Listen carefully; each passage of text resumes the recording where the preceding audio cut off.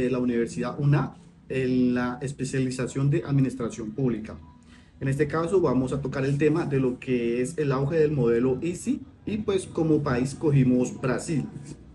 El modelo se desarrolló desde la era de Vargas en 1930 hasta mediados de los años 70 y sus rangos principales fueron intervención de fuerte del Estado, creación de empresas estatales.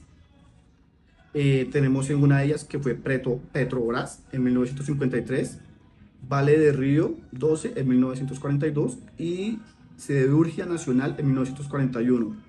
Políticas de protección arancelarias y cupos a la importación, bancos de desarrollo como el BNDES en 1952.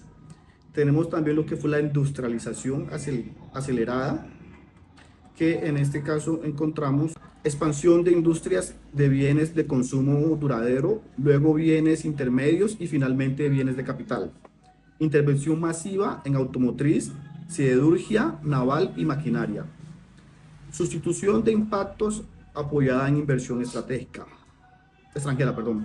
Brasil, a diferencia de otros países latinoamericanos, permitió ampliar entrada de capital extranjero, especialmente automotriz, lo que fue la Ford, Volkswagen, GM y la FIA. Se formó la parte industrial en Sao Paulo y Río de Janeiro. También tenemos el milagro brasileño, que fue en 1968 a 1973. Crecimiento anual del PIB del 8 al 11%, expansión del empleo industrial, urbanización acelerada. También tenemos lo que fue la elevada inversión pública, infraestructura, carretera transamazónica y Itapú.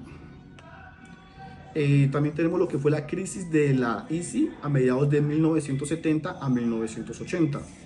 En estos encontramos lo que fue la dependencia tecnológica y de insumos importados. En esto tenemos los ítems de maquinaria de alta tecnología, insumos básicos, endeudamiento externo para financiamiento de la expansión.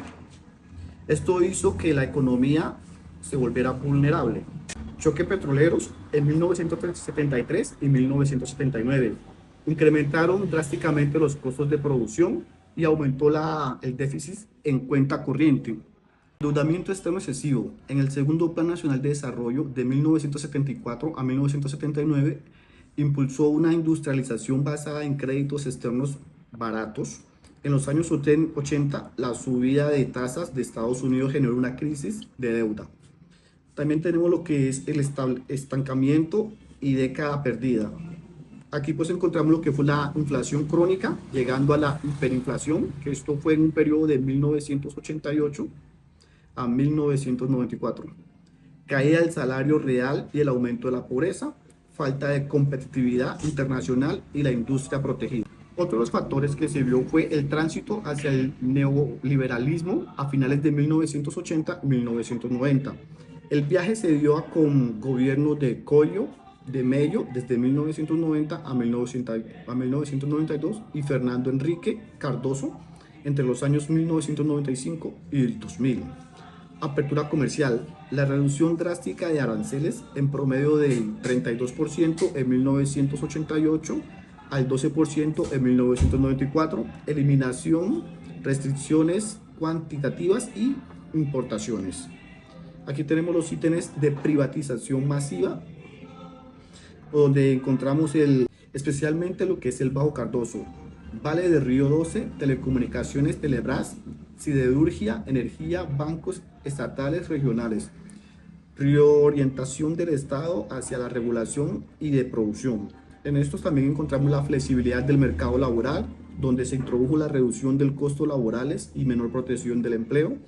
También se encontró la liberación financiera, que constaba en la entrada de bancos extranjeros, mercados capitales más integrados globalmente y el control más estricto de la inflación vía tipo de intereses.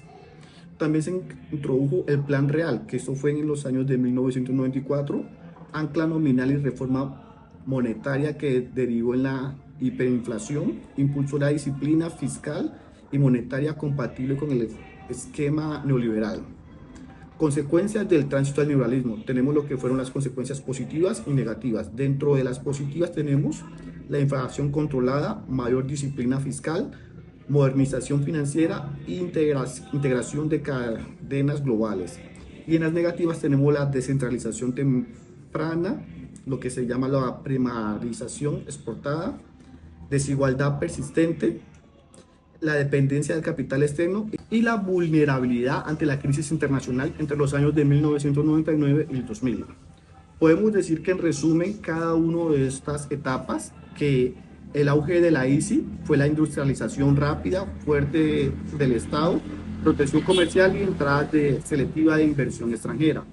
En la crisis de la ICI podemos ver que fue el choque de petroleros, deuda externa, estancamiento, inflación y el neoliberalismo, que fue la apertura comercial, las privatizaciones, liberación financiera y plan real.